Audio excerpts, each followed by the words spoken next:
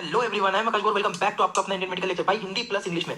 Blood, इस video को यदि आप देख रहे हो तो दूसरी वीडियो देखने की जरूरत नहीं पड़ेगी। ब्लड क्या होता है, ब्लड के क्या फंक्शन है, आरबीसी क्या होती है, डब्ल्यूबीसी क्या होती है, प्लाज्मा प्रोटीन क्या होता है, आरबीसी कैसे बनती है, प्लेटलेट कैसे बनती है, पूरा ओवरऑल टॉपिक में इसमें डिस्कस करूंगा। वीडियो बहुत ज्यादा लंबी हो जाएगी, पर गाइस आपको ब्लड से रिलेटेड सारी जानकारी, हीमोग्लोबिन क्या है, ब्लड क्या है, मतलब ये मान के चलो आपको इस वीडियो में सारी इंफॉर्मेशन मिल जाएगी पॉइंट टू पॉइंट, हिंदी में भी इंग्लिश में भी, दोनों लैंग्वेज में मैं समझाऊंगा। देखते हैं इंट्रोडक्शन, सबसे पहले परिचय डिस्कस करते हैं। रक्त तरल संयोजी ऊतक होता है जो कि शरीर और सभी अंगों में बहता है। ठीक है, blood is a fluid connective tissue. कैसा है गाइस, तरल पदार्थ है। ठीक है, तरल कनेक्टिव टिश्यू है which circulate to all body part and organs of body. तो जो हमारी बॉडी के सभी पार्ट में ट्रेवल करता है और ऑर्गन अंगों के अंदर भी वो ट्रेवल करता है। ठीक है, रक्त शरीर में परिवहन का कार्य करता है। रक्त क्या करता है, सिंपली ये परिवहन का कार्य करता है। परिवहन का मतलब क्या होता है, ट्रांसपोर्ट सिस्टम का काम करता है। ये हमारे जैसे कि ना कुछ भी हमें ट्रांसफर करना है बॉडी में एक जगह से दूसरी जगह, तो ट्रांसपोर्ट का सिस्टम कौन करता है, ब्लड ही करता है। Main function of blood is that it act as transport system. ठीक है, परिवहन को इंग्लिश में ट्रांसपोर्ट कहते हैं। नेक्स्ट लाइन देखिए, ये ऑक्सीजन, न्यूट्रिशन, हॉर्मोन्स एवं क्लोटिंग फैक्टर को परिवहन करवाता है। क्या मतलब है, ट्रांसपोर्ट करता है। किसका, ऑक्सीजन को ट्रांसपोर्ट करता है, न्यूट्रिशन को, हॉर्मोन्स को। ठीक है, ये हॉर्मोन्स, न्यूट्रिशन और जो भी बायोमोलिक्यूल होते हैं शरीर में, हर जगह इसको एक जगह से दूसरी जगह भेजना, एक जगह से दूसरी जगह ट्रेवल करवाना, ये ट्रेवलिंग का जो सारा काम होता है ये करता है हमारा कौन, ब्लड। तो ये एक इसका स्क्रीनशॉट ले लो जल्दी से आप लोग, फिर मैं आगे बढ़ता हूं। ठीक है गाइस, ये क्लियर हुआ कि रक्त एक तरल संयोजी ऊतक होता है, फ्लूइड कनेक्टिव टिश्यू है, शरीर में परिवहन का कार्य करता है, ऑक्सीजन, न्यूट्रिशन और हार्मोन्स और क्लोटिंग फैक्टर को परिवहन करवाता है। नेक्स्ट पेज पे बढ़ता हूं मैं। रक्त के कार्य, फंक्शंस ऑफ ब्लड, क्या काम है रक्त का वो देखो। परिवहन, पहला काम बता रहा हूं मैं, ट्रांसपोर्टेशन। क्या होता है ट्रांसपोर्टेशन, रक्त ऑक्सीजन को फेफड़ों से शरीर के ऊतकों तक ले जाता है एवं शरीर के ऊतकों से कार्बन डाइऑक्साइड को फेफड़ों तक लाता है। क्या मतलब हुआ, ब्लड जो है ट्रांसपोर्ट करेगा ऑक्सीजन को फ्रॉम लंग्स टू टिश्यू, फेफड़ों से ऊतकों तक, एंड ट्रांसपोर्ट करेगा कार्बन डाइऑक्साइड को from tissue to lungs. Simple बात है, पहला फंक्शन में बोल रहा हूँ गाइस, ट्रांसपोर्ट करता है। ट्रांसपोर्ट का क्या मतलब होता है, ट्रांसपोर्ट का सिंपल मीनिंग होता है कि जो हमारा ब्लड है ये ट्रांसपोर्ट कर रहा है ऑक्सीजन को, कहां से ट्रांसपोर्ट कर रहा है, मेरे लंग्स में से उठाएगा और शरीर के समस्त ऊतकों तक उसको भेज देगा। और क्या ट्रांसपोर्ट करेगा, ये कार्बन डाइऑक्साइड CO2 को कहां से लेगा, CO2 को सिंपली कैरी करता है, ये ब्लड को, ब्लड में से कैरी करता है CO2 को और लंग्स तक छोड़ देता है, लंग्स हमारे शरीर से उसको बाहर निकाल देता है। दूसरा फंक्शन होता है गाइस का सुरक्षा यानी कि प्रोटेक्शन। गाइस हमारा जो है ना ब्लड, ये प्रोटेक्शन भी करता है। रक्त में श्वेत रक्त कणिकाएं पाई जाती है जो कि सुरक्षा का कार्य करती है। ठीक है, blood contain white blood cell which help to protection of body. रक्त में क्या होता है, WBCs होती है। WBCs को हिंदी में श्वेत रक्त कणिकाएं कहते हैं। यह श्वेत रक्त कणिकाएं हमारी शरीर की प्रोटेक्शन करती है और हमें सुरक्षा प्रदान करती है। नेक्स्ट देखते हैं, तापमान नियंत्रण यानी कि टेम्परेचर रेगुलेशन। जो हमारा ब्लड है ना गाइस, ये तापमान नियंत्रण यानी कि टेम्परेचर को भी रेगुलेट करता है। कैसे करता है, देखो ये लिखा हुआ है। ठीक है, रक्त शरीर का तापमान भी नियंत्रण रखता है। ठीक है, blood also regulate temperature of body, हमारे जो भी बॉडी का जो भी टेम्परेचर है। क्योंकि क्या होता है, वो बोलते हैं ना किसी का खून गर्म है, किसी का खून ठंडा है, तो खून गर्म और ठंडा नहीं होता है एक्चुअल में ना, जो ब्लड है ना वो ब्लड हमारी बॉडी को टेम्परेचर को मेंटेन करता है, उसको रेगुलेट करता है। यानी कि जब भी ठंडा आती है तब हमारा ब्लड हल्का सा टेम्परेचर बढ़ जाता है, और जब भी हमें गर्मी आती है तो हमारा खून थोड़ा सा ठंडा टाइप का रहता है, मतलब कि जो वो टेम्परेचर को मेंटेनेंस करके रखता है, टेम्परेचर को मेंटेन रखेगा गाइस। ठीक है, आई होप कि आपको ये तीन फंक्शन क्लियर हुए होंगे। इसका एक स्क्रीनशॉट ले लो, फिर मैं यहाँ से आगे बढ़ता हूँ। जल्दी से गाइस एक स्क्रीनशॉट ले लो। क्लियर हुआ, परिवहन यानी कि ट्रांसपोर्ट करवाएगा, प्रोटेक्शन यानी कि सुरक्षा देगा, तापमान नियंत्रण यानी कि टेम्परेचर रेगुलेशन करेगा। इसके और क्या फंक्शन हो सकते हैं गाइस, आगे बढ़ता हूं। संग्रहण यानी कि जो हमारा ब्लड है ना, ये स्टोरेज का भी काम करेगा। रक्त शरीर में कई प्रकार के विटामिन एवं दूसरे तत्वों को भी संग्रहित रखता है। Blood store different vitamin and some other molecule, जो भी जितने भी अपने विटामिन वगैरह होते हैं ना गाइस, वो विटामिन को भी स्टोर करके रखेगा, बचा के रखेगा, और कुछ और अदर मॉलिक्यूल्स होते हैं उनको भी स्टोर करके रखेगा। दूसरा फंक्शन और उत्सर्जन, गाइस एक्सक्रीशन का भी काम करता है। आपको पता है यूरिया, अब हमारे शरीर में यूरिया साइकिल चली, यूरिया बढ़ गया तो उसको बाहर निकाल दिया इस टाइप से। रक्त कई अपशिष्ट पदार्थ जैसे कि यूरिया को शरीर से बाहर उत्सर्जित कर देता है। Blood also excrete unwanted substance from the body, शरीर के अंदर से कई प्रकार के विशिष्ट अपशिष्ट पदार्थ जिसका हमारे शरीर में कोई भी यूज नहीं है, ऐसे पदार्थों को, ऐसे सब्सटेंस को शरीर से बाहर निकाल दिया जाता है। किसके द्वारा, ब्लड के द्वारा, क्योंकि ब्लड मेटाबोलाइज होता है, मेटाबोलिज्म के प्रोसेस के थ्रू वो बॉडी से बाहर निकल जाते हैं। नेक्स्ट फंक्शन है गाइस इसका अम्ल क्षार यानी कि एसिड बेस नियंत्रण, एसिड बेस का बैलेंस करना, शरीर का अम्ल क्षार का भी नियंत्रण रखना। ठीक है, अम्ल क्षार का भी नियंत्रण रखना। ठीक है, that also maintain acid base balance. ठीक है, ये हमारे शरीर में एसिड और बेस यानी कि अम्ल क्षार को भी नियंत्रित रखता है, जिससे यदि, क्योंकि अम्ल क्षार जब नियंत्रित रहेगा तभी तब पीएच नियंत्रित रहेगा बॉडी का। तो हमारी बॉडी का पीएच मेंटेनेंस, पीएच नियंत्रण के लिए बहुत ज्यादा जरूरी होता है एसिड बेस बैलेंस। इसका भी एक स्क्रीनशॉट ले लीजिए, फिर मैं आगे बढ़ता हूँ यहाँ से। जल्दी एक स्क्रीनशॉट ले लो आप लोग। अब देखो गाइस, सबसे मोस्ट इंपोर्टेंट भाग आता है कंपोजिशन। क्या शरीर में के रक्त में क्या क्या पाया जाता है, और ये पॉइंट यहां से नोट डाउन कर लो गाइस। प्लाज्मा 55% होती है, फॉर्मेट एलिमेंट यानी कि जो डब्ल्यूबीसी आरबीसी प्लेटलेट है इनका जो रेशियो रहता है 45% रहता है, ठीक है। तो प्लाज्मा 55%, 45% फॉर्मेट। अब प्लाज्मा में क्या होता है, प्लाज्मा में 7% प्रोटीन होता है, देखो बाकी वाटर होता है। प्लाज्मा में कौन कौन से प्रोटीन पाए जाते हैं गाइस, 3 प्रकार के प्रोटीन होते हैं, ये समझ लेना गाइस, बहुत इंपॉर्टेंट चीज है। यहां से एक क्वेश्चन मेरा वादा है एग्जाम में आएगा आपको।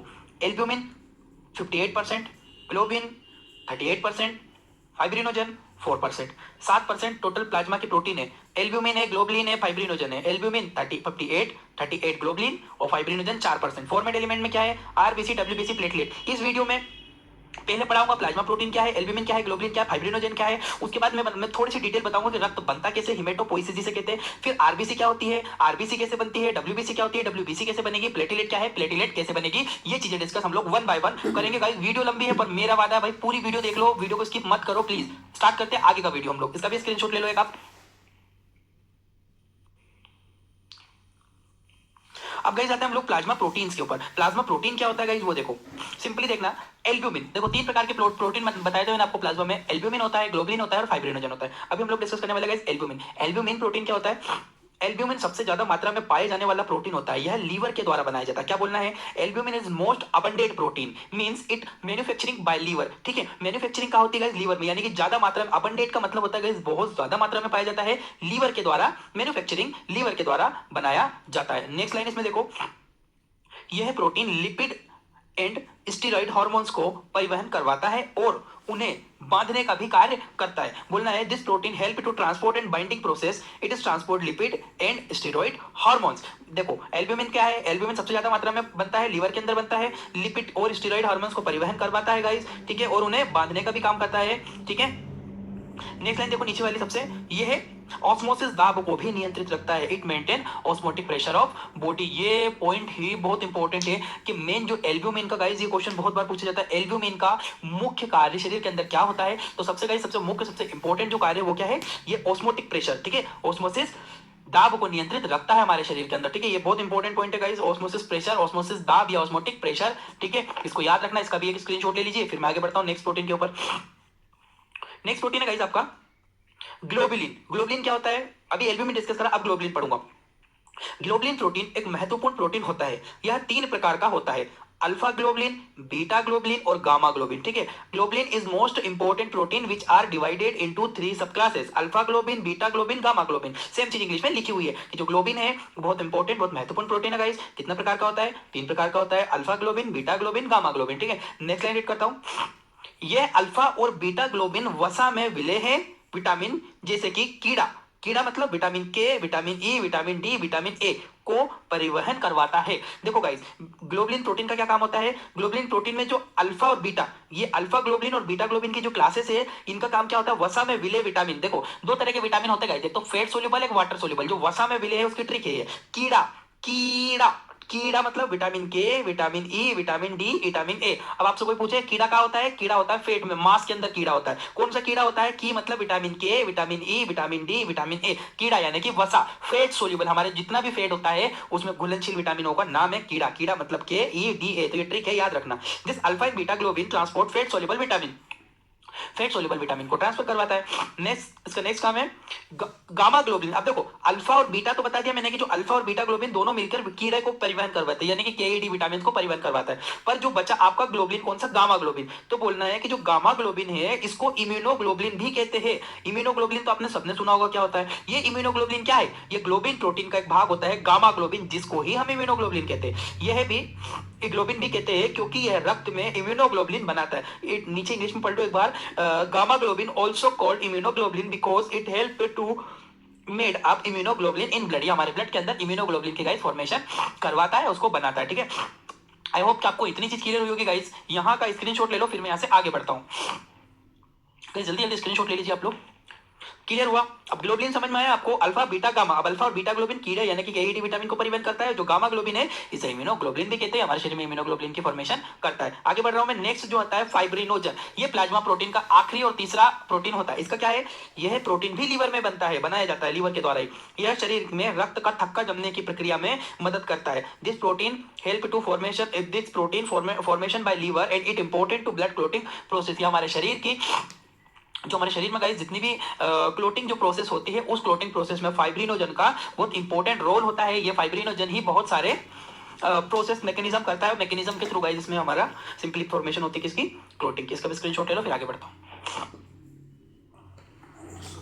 आई होप क्या आपको इतना क्लियर हुआ होगा। अब ये हमारे यहाँ पे क्लियर हो जाते हैं सारे प्लाज्मा प्रोटीन। अब हम लोग जो डिस्कस करने वाले हैं, अब हम डिस्कस करेंगे सिंपली हिमेटोपोइसिस के बारे में। अब ये हिमेटोपोइसिस क्या होती है गाइस, देखो रक्त कोशिकाओं के बनने की प्रक्रिया को हेमेटोपोइसिस कहते हैं, ठीक है। हमारे ब्लड के अंदर जो ब्लड बनता है, ब्लड की कोशिकाएं बनती है जैसे कि आरबीसी, डब्ल्यूबीसी, प्लेटलेट, इनके बनने की प्रक्रिया को हेमेटोपोइसिस कहते हैं। Haematopoiesis means formation of blood cellular component. Guys बहुत इंपॉर्टेंट है ये समझना। नेक्स्ट देखो, रक्त में समस्त कोशिकाओं का निर्माण एक विशिष्ट प्रकार की कोशिका के द्वारा होता है जिसे हिमेटोपोइटिक स्टेम कोशिका कहते हैं। गाइस आप लोग ये मत सोचना मैं आपको डब्ल्यूबीसी आरबीसी नहीं पढ़ाऊंगा, सारी चीजें पढ़ाऊंगा गाइस। पहले थोड़ा सा हिमेटोपोइसिस में मैं डिटेल में नहीं जाऊंगा, खाली थोड़ी सी डिटेल दूंगा जो कि कॉम्पिटिटिव एग्जाम के हिसाब से आपको इंपॉर्टेंट है। रक्त में समस्त कोशिकाओं का निर्माण एक विशिष्ट प्रकार की कोशिका करती है जिसको हिमेटोपोइटिक स्टेम कोशिका कहता है, ठीक है।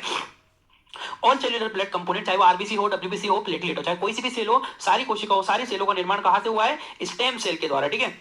नेक्स्ट लाइन देखो, हिमेटोपोइटिक स्टेम कोशिका का मुख्य कार्य कई प्रकार की कोशिका जैसे कि श्वेत रक्त कणिकाएं, लाल रक्त कणिकाएं, प्लेटलेट आदि को बनाना होता है। Main function of haematopoietic stem cell is that it help to formation of many blood cell, WBC and RBC. Next line देखो, यह स्टेम सेल अपनी संख्या को भी नियंत्रित रखती है। स्टेम सेल ऑल्सो मेंटेनिंग, देखो गाइस थोड़ा सा मुझे जुकाम हुआ है इस वजह से मैं ठीक से ऐसे कर रहा हूं। देखो स्टेम सेल, ये रही मेरी स्टेम कोशिका। अब जो स्टेम सेल है इसके द्वारा ये बन गई, ये सेल बन गई, ये आरबीसी बन गई, डब्ल्यूबीसी बन गई, न्यूरॉन सेल बन गई, और भी बहुत सारी सेल बनाता है, ठीक है। ये सेल बन गई, साथ ही साथ में इसने इसको बदलने से पहले अपने की जैसी कॉपी बना ली थी गाइस, ठीक है। अपने जैसी कॉपी बना ली थी जिससे क्या हुआ, इसकी जो संख्या है वो मेंटेन रही यहाँ पे, ठीक है। यही मैंने बोला है, ये अपनी संख्या पर भी नियंत्रण रखती है स्टेम सेल। स्टेम सेल से क्वेश्चन आता है, स्क्रीनशॉट जल्दी जल्दी ले लो, मैं फिर आगे बढ़ता हूँ। स्टेम सेल से भी क्वेश्चन पूछा जाता है गाइस आपको एग्जाम में। अब आगे बढ़ता हूँ यहाँ से। अब देखो स्टेप, ये जो लाइनें आने वाली है ये गोल्डन पॉइंट की तरह आप इसे मान के चलो, बिल्कुल गोल्डन पॉइंट है, आपको हर जगह ये चीजें पूछी जाती है गाइस इसमें से। देखो स्टार्ट करता हूं मैं। स्टेम कोशिका भ्रूण अवस्था में 3 हफ्ते में बनना चालू हो जाती है और इस प्रकार की स्टेम कोशिका को भ्रूण स्टेम कोशिका कहते हैं। बोलना है this stem cell start to formation during the embryonic stage 3 week of yolk sac. जब बच्चा 3 हफ्ते का होता है तब हमारे शरीर में जो स्टेम कोशिका है वो बनना चालू हो जाती है 3 हफ्ते में, ठीक है।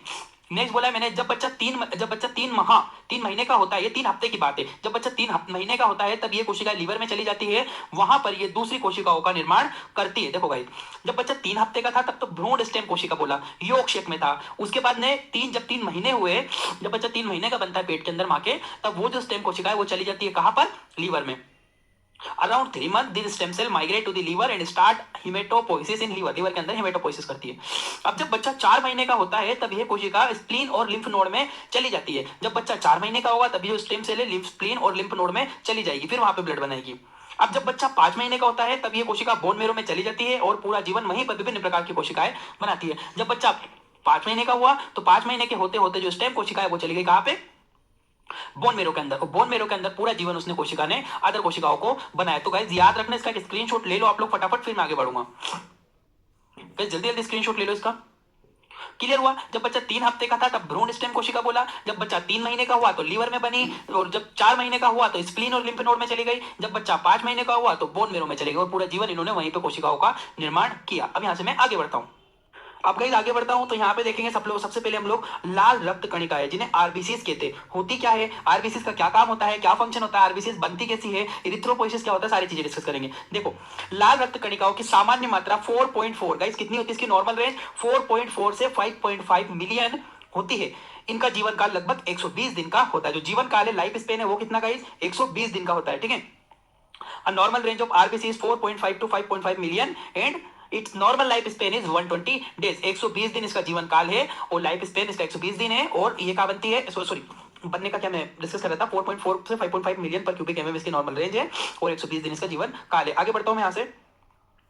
लाल रक्त कणिकाएं बाइकोनकेव आकृति की होती हैं एवं यह लाल अस्थि मज्जा में बनती है और स्प्लीन में नष्ट हो जाती है। सबसे इंपॉर्टेंट है गाइस कि जो रेड आरबीसीज होती है कैसी होती है, बाइकोनकेव। देखो ऐसा डबल कोनकेव, बीच में से थोड़ा दबा हुआ है, कैलेटेड है और चारों तरफ से उभरा हुआ हिस्सा है, ठीक है। इस शेप को बाइकोनकेव बोलते हैं। बाइकोनकेव होती है which are form in red bone marrow, जो कि लाल अस्थि मज्जा में बनती है, और ब्रेकडाउन इन स्प्लीन यानी कि स्प्लीन में जाकर ये नष्ट हो जाती है। गाइस बहुत बहुत बहुत इंपॉर्टेंट लाइन है, ये याद रखना कि बाइकोनकेव आकृति है, लाल अस्थि मज्जा में रेड बोन मैरो में बनती है और स्प्लीन में जाकर ये सिंपली टूट जाती है। नेक्स्ट चीज, लाल रक्त कणिकाओं का संपूर्ण क्षेत्रफल 7.8 माइक्रोमीटर होता है और इसकी मोटाई 2 माइक्रोमीटर तक होती है। क्या होता है इसके जो क्षेत्रफल है, संपूर्ण क्षेत्रफल जो भी इसका क्षेत्रफल होता है वो होता है 7.8 कितना होता है माइक्रोमीटर। गाइस इसकी यूनिट आप याद रखना, यूनिट बहुत ज्यादा इंपॉर्टेंट है, ठीक है। तो 7.8 माइक्रोमीटर इसकी यूनिट होती है, ठीक है।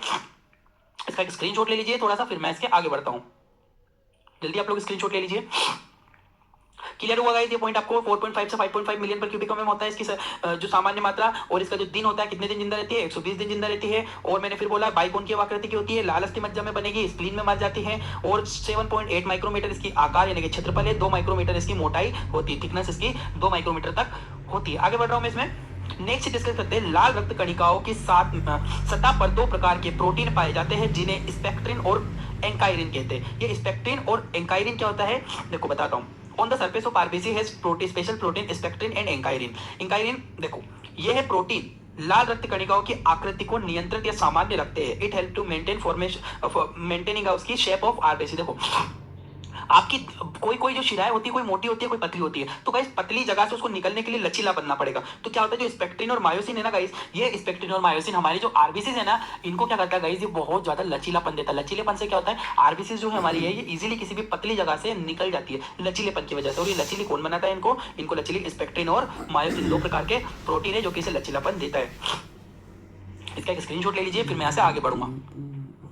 नेक्स्ट डिस्कस करते हैं जिसमें हम लोग लाल रक्त कणिकाओं की कार्य यानी कि फंक्शंस क्या होता है। लाल रक्त कणिकाएं ऑक्सीजन को फेफड़ों से शरीर के ऊतकों तक लेकर जाती है एवं ऊतक से कार्बन डाइऑक्साइड को फेफड़ों तक लेकर आती है। बोलना है कि RBC carry oxygen from lungs and send to the tissue and carry carbon dioxide from the tissue and send to the lungs. वही पॉइंट है गाइस जो ब्लड के फंक्शन में मैंने बताया था कि आरबीसी जो कि रक्त में सबसे ज्यादा मात्रा में है, ये क्या करेगी, ऑक्सीजन को हमारे लंग्स से इकट्ठा करेगी और लंग्स से लेकर शरीर के ऊतकों तक दे देगी, और शरीर के ऊतकों में यूज हुई कार्बन डाइऑक्साइड उसको पकड़ेगी और सेंड कर देगी हमारे लंग्स तक, ताकि लंग्स उसको बाहर निकाल दे, ठीक है।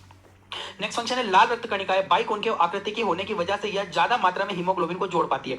चपटी होती है, अब उसके ऊपर बहुत सारे हीमोग्लोबिन बैठ जाते हैं, तो उसका एक सबसे इंपॉर्टेंट रोल ये है कि उसकी बाइकोनकेव आकृति की वजह से, चपटी होने की वजह से उस पर ज्यादा हीमोग्लोबिन के जो मॉलिक्यूल है वो ज्यादा बाइंड होते हैं, ज्यादा अटैच होते हैं और उसको जगह अच्छी मिलती है, ठीक है।